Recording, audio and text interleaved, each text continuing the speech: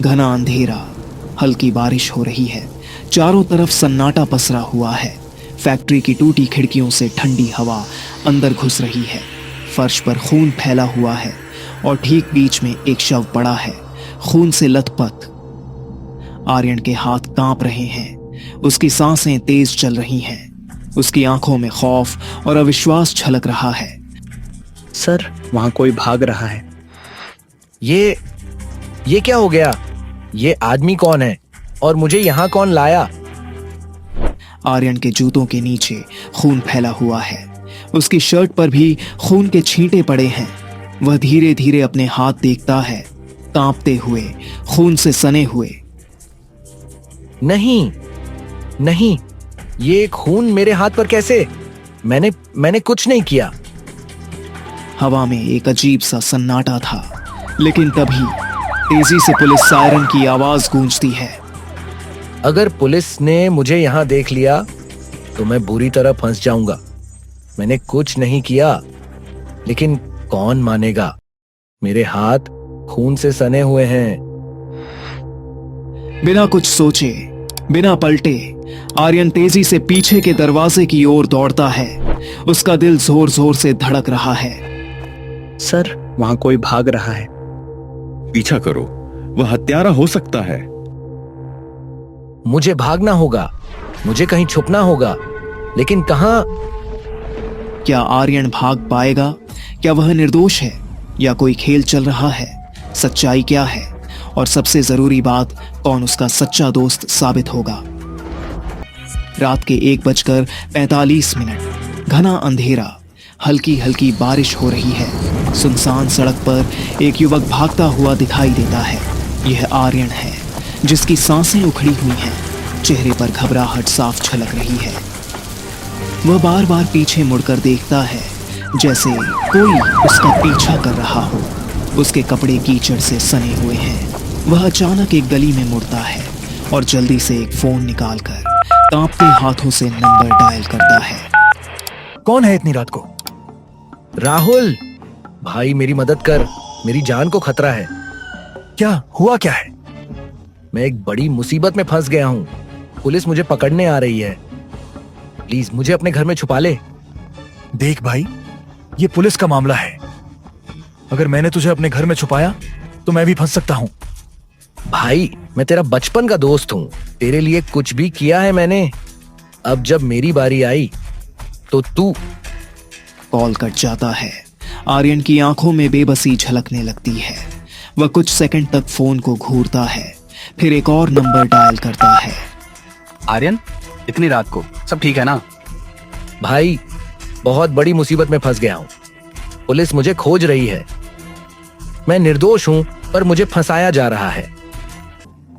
तू कहाँ है अभी? तू सवाल नहीं पूछ रहा? दोस्ती में सवाल नहीं किए जाते, बस बता कहाँ हूँ। कुछ मिनटों बाद कबीर अपनी बाइक लेकर आता है। आर्यन तेजी से बैठता है और कबीर गाड़ी को दौड़ा देता है। दोनों भीग रहे हैं, पर कबीर की आंखों में आत्मविश्वास झलक रहा है। भाई, तेरा बहुत बड़ा एहसान रहेगा मुझ पर। दोस्ती एहसान नहीं होती। अब चुप कर और कसकर पकड़। बाइक तेज बारिश में गायब हो जाती है। कबीर आर्यन को शहर के बाहर एक सुनसान इलाके में छोड़ता है। वहां एक पुरानी बिल्डिंग है जहां कोई नहीं रहता। भाई, यहाँ क्यों? पुलिस सबसे पहले तेरे घर, तेरे दोस्तों और रिश्तेदारों के घर छापे मारेगी। यहाँ किसी को शक भी नहीं होगा। भाई, तू जानता है कि मैं निर्दोष हूँ, फिर भी तू मेरे साथ खड़ा है। दोस्ती इसी दिन के लिए होती है। अचानक कबीर की जेब में रखे फोन पर कॉल आता है। वह जल्दी से उठाता है और धीरे से जवाब देता है। हाँ सर, हम सही लोकेशन पर हैं, बस थोड़ी देर और। आर्यन चौंक कर कबीर की ओर देखता है। उसकी आंखों में संदेह भर जाता है। आर्यन धीरे धीरे पीछे हटता है। किससे बात कर रहा था तू? कुछ नहीं, एक जरूरी कॉल था। तभी अचानक 4 पुलिस वैन उस जगह आकर रुकती हैं। कई पुलिस अफसर बाहर निकलते हैं, हथियार ताने हुए। आर्यन, तुम्हारी तलाश खत्म हुई, हाथ ऊपर करो। आर्यन सदमे में आ जाता है। वह धीरे धीरे कबीर की ओर देखता है, जो अब सिर झुकाए खड़ा है। तूने धोखा दिया मुझे। मैंने वही किया जो सही था। आर्यन की आंखों में गुस्सा और दुख भर जाता है। पुलिस उसे पकड़कर गाड़ी में डाल देती है। एक हफ्ते बाद पुलिस स्टेशन का एक बंद कमरा, मेज पर कुछ फाइलें बिखरी हुई हैं। पुलिस इंस्पेक्टर शर्मा और कबीर आमने सामने बैठे हैं। बढ़िया काम किया कबीर। अगर तू आर्यन का विश्वास नहीं जीतता तो हम असली अपराधी तक कभी नहीं पहुंच पाते। लॉकअप का दरवाजा खुलता है। आर्यन बाहर आता है। अब उसका चेहरा शांत है, लेकिन उसकी आंखों में कबीर के लिए कृतज्ञता झलक रही है। मुझे समझ नहीं आया कि तूने ऐसा क्यों किया। असल में कबीर ने ही तुझे बचाया है आर्यन।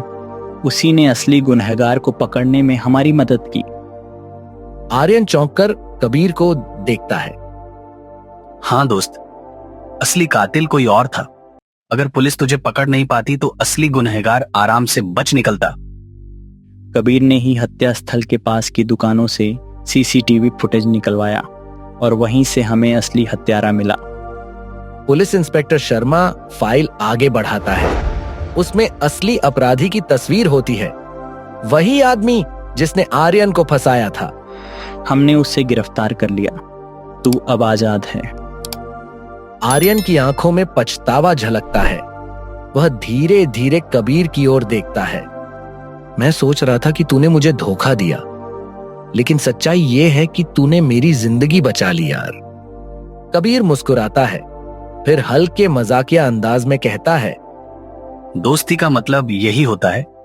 कभी कभी दोस्त को बचाने के लिए उसे गिराना पड़ता है। आर्यन की आंखें नम हो जाती हैं। वह झट से कबीर को गले लगा लेता है। दोनों मुस्कुराते हैं और पर्दा गिरता है। कभी कभी जो हमें दिखता है वही सच नहीं होता। आर्यन को लगा कि कबीर ने उसे धोखा दिया, लेकिन असल में कबीर ही उसका सबसे बड़ा रक्षक था। जिंदगी में कई बार सच्चाई और झूठ में फर्क करना मुश्किल हो जाता है।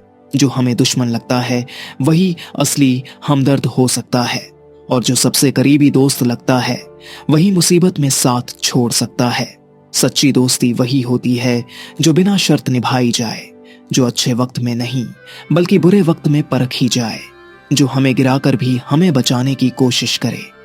हर बार आंखों देखी चीज सच नहीं होती। हर बार जो सामने खड़ा हो वही दोषी नहीं होता, और हर बार जो चुप रहे वह निर्दोष नहीं होता।